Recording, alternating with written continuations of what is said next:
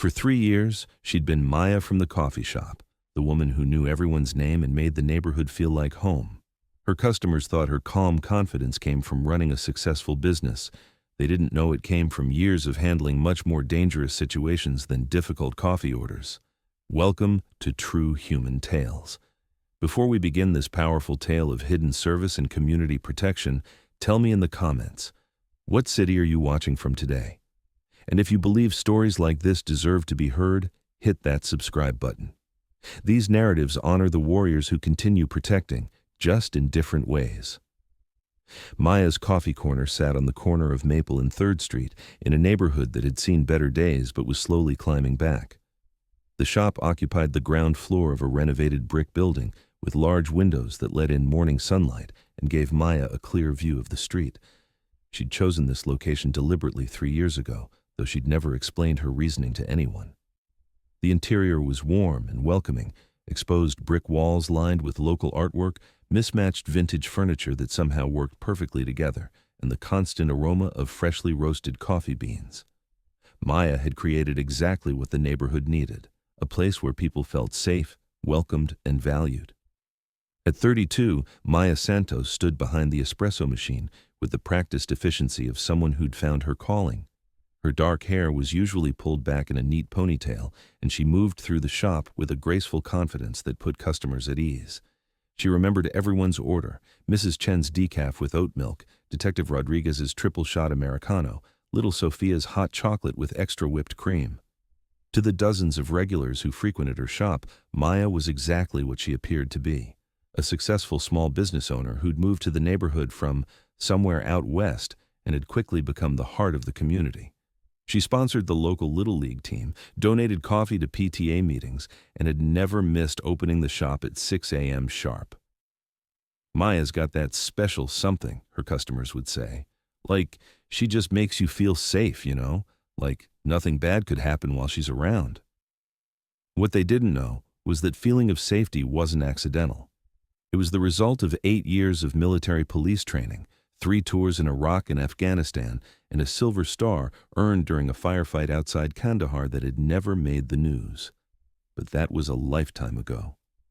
Now Maya measured her days in espresso shots and customer smiles, in the quiet satisfaction of building something positive instead of tearing things down. She'd traded her MP uniform for an apron, her sidearm for a coffee grinder, and her military rank for the simple title that meant more to her than any medal: neighbor. The neighborhood hadn't always been this peaceful. When Maya first opened the shop, drug deals happened on the corner, graffiti covered most buildings, and residents hurried past each other without making eye contact. But somehow, Maya's presence had begun to change things, not through confrontation or authority, but through the simple act of creating a space where people wanted to be. She'd learned in the military that true security didn't come from weapons or walls. It came from communities that looked out for each other. Every cup of coffee she served, every conversation she facilitated, every small act of kindness was a form of peacekeeping that she'd never been taught in MP school but had discovered through trial and error. The morning of October 18th started like any other. Maya unlocked the shop at 5:45 a.m., turned on the machines, and began the familiar ritual of preparing for the day. Fresh pastries from the local bakery, coffee beans ground to perfection, and the register stocked with change for the early commuters, who always seemed to pay with 20s. By 7 a.m., the shop was filled with its usual morning crowd: construction workers grabbing coffee before their shift, parents dropping off kids at the nearby school, and retirees who treated Maya's place as their unofficial social club. The conversation flowed easily. Discussions about the upcoming election, complaints about the weather, updates on Mrs. Patterson's new grandbaby. Maya moved through it all with the same calm efficiency she'd maintained for 3 years, but her eyes never stopped moving. Old habits from her military police days. Always know who's in your space, always watch for potential threats, always maintain situational awareness. Her customers thought she was being attentive to their needs. They didn't realize she was conducting continuous security assessments. Around 10 a.m., Detective Rodriguez stopped by for his usual Americano. He was one of the few people in the neighborhood who knew that Maya had some kind of military background, though she'd never shared the details. "Things have been quiet lately," he said, leaning against the counter while she prepared his drink. Whatever you're doing here, it's working. Crime's down 30% in this area since you opened." Maya smiled, handing him the steaming cup. "I just serve coffee, Detective. Community policing is your job." "Maybe," he replied, taking a sip.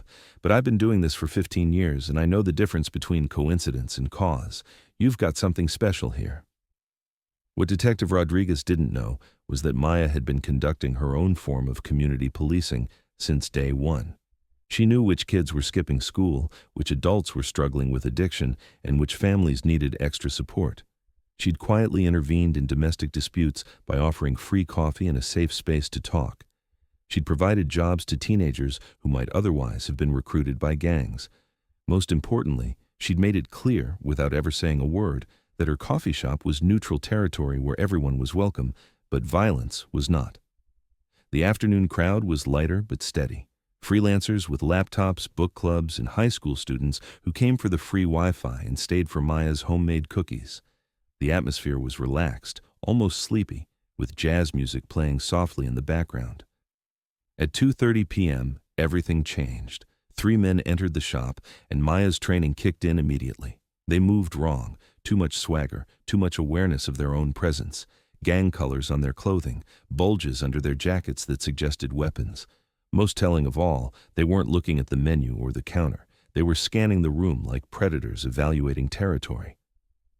Maya continued wiping down the espresso machine, but every muscle in her body was now coiled and ready.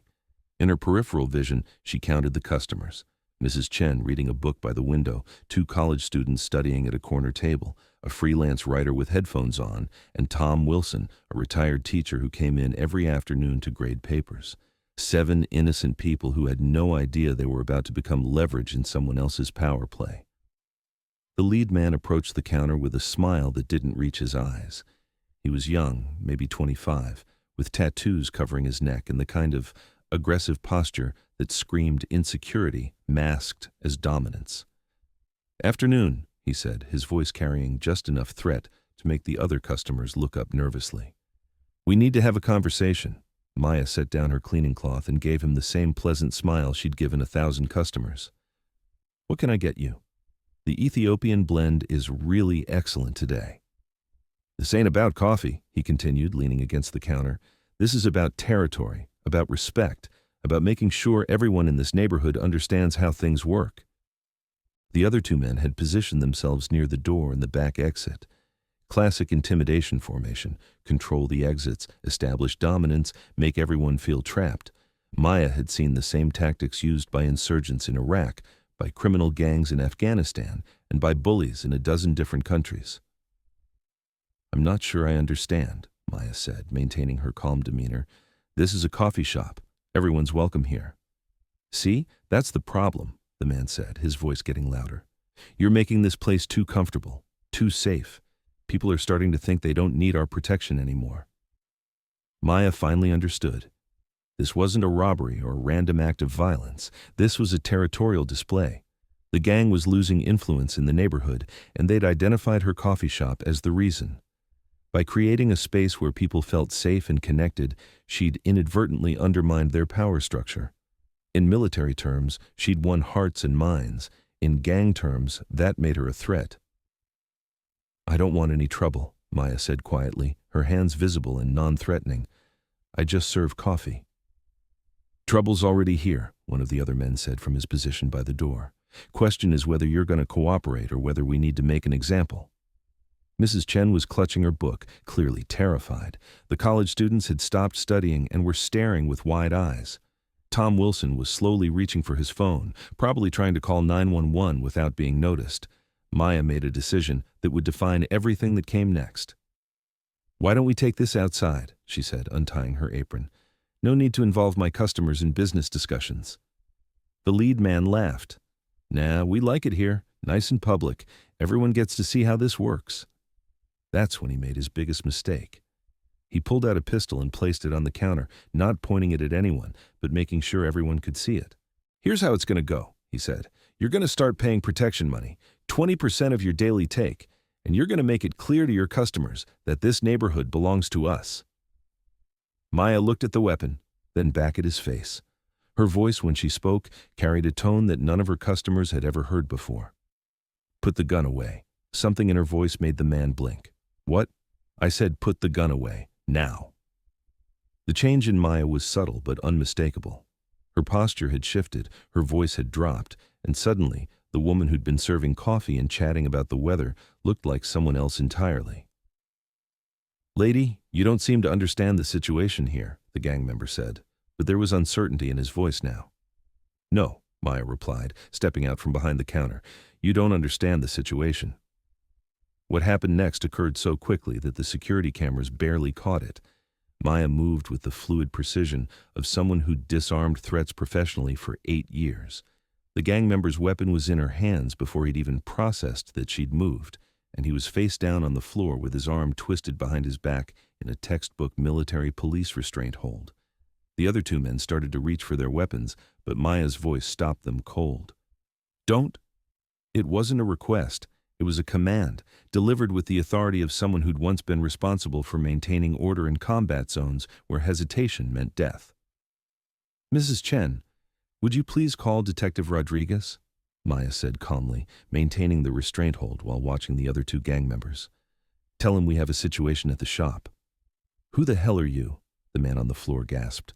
"Someone who spent 8 years learning to handle people like you," Maya replied. "Military police, 101st Airborne, 3 tours, Silver Star, and 0 tolerance for anyone who threatens innocent people." The revelation rippled through the coffee shop like a stone dropped in still water. Mrs. Chen was staring with her mouth open. The college students were recording with their phones. Tom Wilson was nodding with the satisfaction of someone whose suspicions had finally been confirmed. "You want to know about respect?" Maya continued, her voice steady and controlled.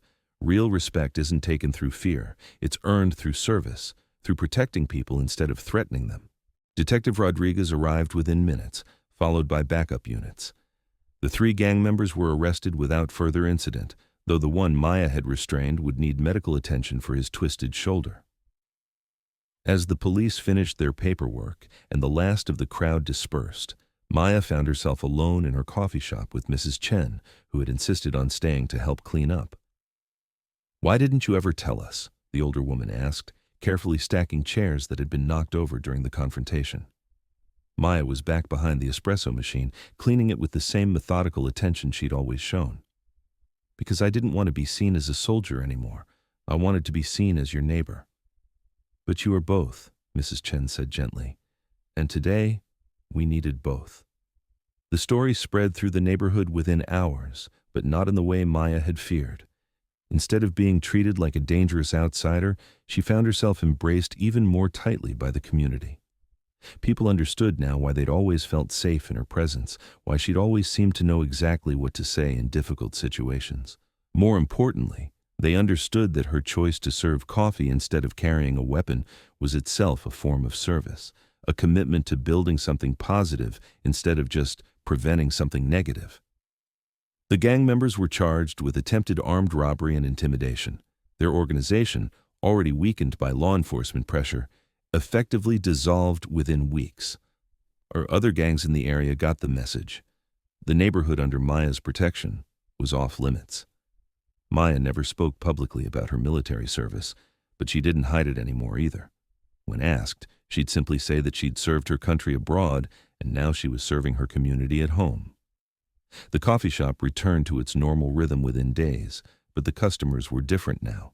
They looked at Maya with a new kind of respect, not fear, but the deep appreciation that comes from knowing someone has chosen to use their strength to protect rather than dominate. Detective Rodriguez became an even more frequent customer, often stopping by just to check in and share information about neighborhood security. "You know," he said one afternoon, "the department could use someone with your background. Ever think about coming back to law enforcement?" Maya smiled, handing him his usual Americano. "I never left law enforcement, Detective. I just found a different way to serve and protect. Because that's what warriors do when they come home. They don't stop fighting. They just choose different battles. Instead of eliminating threats, they build communities. Instead of carrying weapons, they carry hope. Instead of following orders, they create the kind of world worth defending." Maya Santos had learned something important during her transition from soldier to civilian. The most important victories aren't won on battlefields. They're won in coffee shops and classrooms and neighborhood streets, one relationship at a time, one act of kindness at a time, one cup of coffee at a time. And sometimes, when the past collides with the present and innocent people need protection, warriors remember who they are and why they learned to fight in the first place. Not for conquest or domination, but for the simple sacred privilege of creating spaces where good people can live without fear. Maya's Coffee Corner remained the heart of the neighborhood, a place where everyone was welcome and everyone was safe. Because behind the espresso machine stood someone who understood that the greatest battles are often the quietest ones, and the most important victories are the ones that prevent wars from starting. She never carried a weapon again, but she never stopped being a guardian. She just found a better way to serve. This story was brought to you by True Human Tales. Have you ever felt inexplicably safe around someone who seemed ordinary? Tell us about them in the comments below, and let us know what city you're watching from today. If you believe stories like this deserve to be heard, subscribe to support the channel. We honor the silent guardians who continue protecting one community at a time.